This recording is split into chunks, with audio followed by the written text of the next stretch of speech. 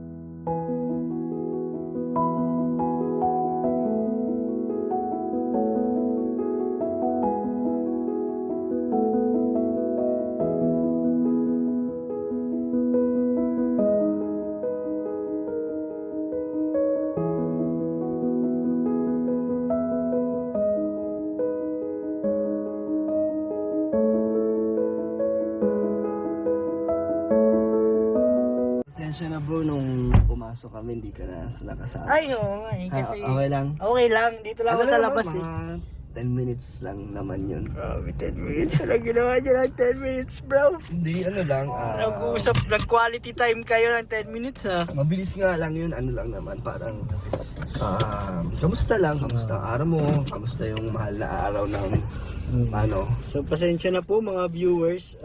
Pasensya na bro, baka sabihin mo, iwan kita dito. Hindi, okay lang. Okay lang naman ako. Nagkape naman ako dyan sa tapat. Gabi ka na. Medyo nabilang ko yung mga dumadaan na sasakyan. Hindi, sobrang saya mo kasi. Ewan ko, paglabas mo, iba na yung ngiti mo eh. Patalan yung ano, excitement to eh. Ang taas kasi ng energy ko ngayon. Energy mo bro.